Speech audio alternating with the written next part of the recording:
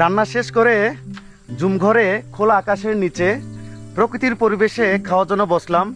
আর আজকে খাবারের আয়োজনে কি কি আছে আপনাদের সাথে একটু শেয়ার করি। আজকে সবই আমার পছন্দের খাবার এবং আমি নিজের হাতে রান্না করেছি। একটু দেখাই, যেটা সবসময় দেখাই, জুমের চাল, হাঁসের মাংস, মুরগি লাকসুক। এই মুরগি কি আম দিয়ে সিদ্ধ করা, আর আছে মরিচ ভর্তা, ঢেঁড়স লবণ পানি দিয়ে সিদ্ধ করা।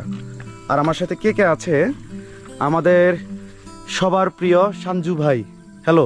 হাই। আর আছে ভাইগনা, হাই। দাদা, হ্যালো।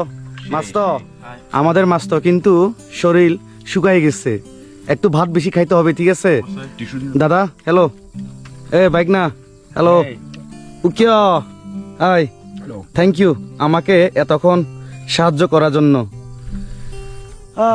সে তখন থেকে আসছি, রান্না শেষ করে এই যে মাত্র খাওয়ার জন্য বসছি। আচ্ছা কথা না বাড়াই, তাইলে আমি ফার্স্টে খাবো, যেহেতু দুপুরে খাবার খাচ্ছি এই ঢেঁড়স দিয়ে আগে খাবো। এই যে এটা এভাবে ভাতের নিয়ে, মরিচ ভর্তা এভাবে নিয়ে ভাতে এভাবে দিয়ে যতটুকু মরিচ খাইতে পারবেন ততটুকু নিবেন আর কি।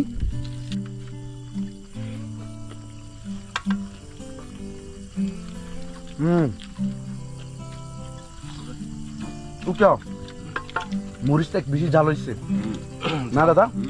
ঝাল করে তো পারে, জুমে চাষ করা মরিচ এটা। ও ঝাল ঝাল। দাদা খান, সঞ্জু ভাই খান। হ্যাঁ দাদা, এই তো আমি তো অলরেডি শুরু করে দিছি, আর এত মজা লাগতেছে। দিন শেষে এই খাবারটা আসলে ওফ। কার হাতে রান্না? এটা আমাদের সবার প্রিয় পাহাড়ের গর্ব, পাহাড়ের রাজপুত্র সাইমন দাদার হাতের রান্না।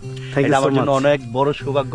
আজকে সাইমন দাদার জুম করে এসে এই যে আমাদের মাস্তু দাদা আছে, সবার সাথে শেয়ার করে আজকে লাঞ্চ করছি, এখানে দুপুরে খাবার খাচ্ছি একদম প্রকৃতির সান্নিধ্যে, প্রকৃতির কুলে বসে, খোলা আকাশের নিচে। খোলা আকাশের নিচে। আজকে প্রকৃতি আর অনেক বেশি সুন্দর, অনেক বেশি সুন্দর। আর খাবারগুলো জোস।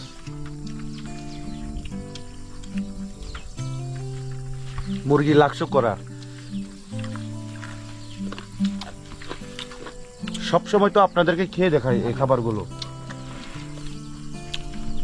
দাদা খান।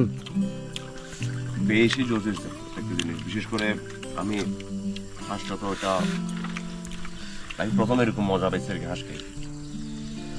হাঁসের কলিজা, যেমন জুমে চালের ভাতটা সব থেকে ভালো।